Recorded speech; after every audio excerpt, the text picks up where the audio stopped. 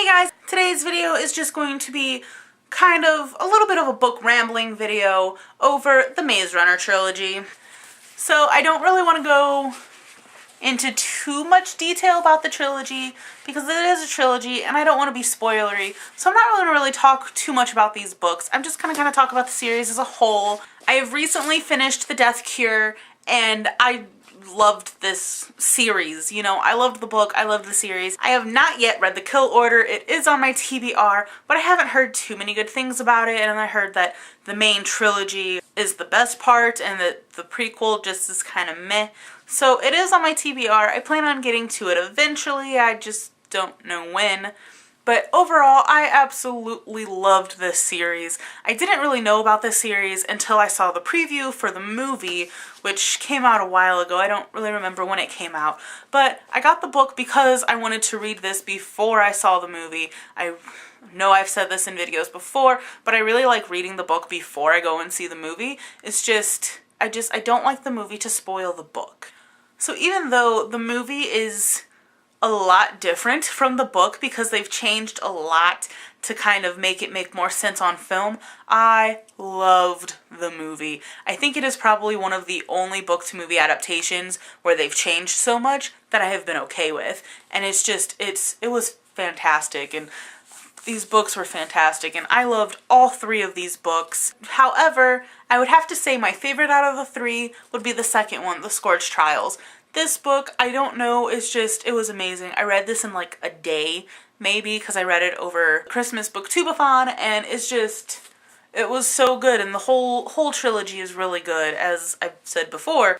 So basically, if you don't know what this trilogy is about, it's about a bunch of boys that get put in this maze, and eventually Thomas shows up, who is our main character, and the day after he shows up, Teresa comes in, and basically things just start going wrong. So throughout the first book, Thomas and Teresa know things that the other boys don't, and the other boys don't really like them so much because they're different. And everyone enters the maze the same way with their memories wiped, and they kind of have to make, you know, their own living, and they have to figure things out on their own, and the whole premise of it is that they have to figure out this maze and get out of it. So that's what the first book kind of entails, and the second and third book kind of goes further into the story and follows these characters, and it's just, I think the trilogy wrapped up rather nicely. I kind of wish that instead of a prequel, we got a fourth book that kind of gives more insight as to what happens after everything happens.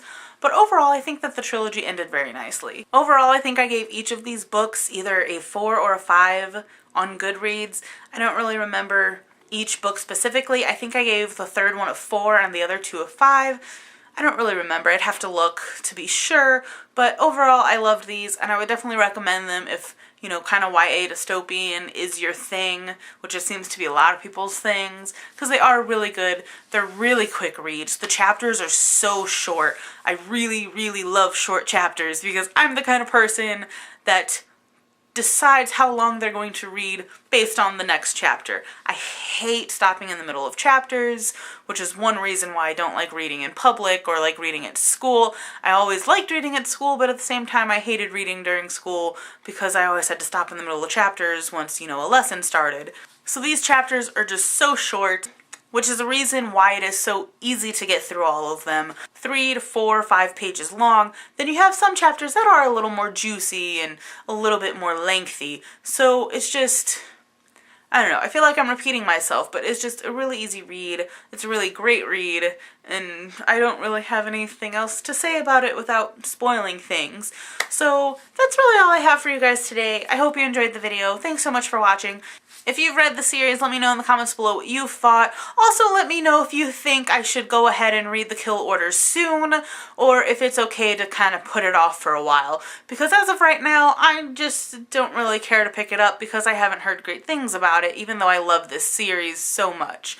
So yeah, let me know in the comments if, you know, what should I do? Should I read The Kill Order soon, or should I put it off and read other things?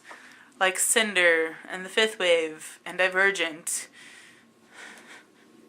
and Stiff, and The Land of Stories, and vicious. I got a lot of things to read, guys. So yeah, let me know. Again, thank you for watching. As always, links to everything in the description below, and I'll see you guys next time. Bye. Ta-da! And things just start happening to all of the boys and into the maze. Really? Because the chapters are like 3-4 pages.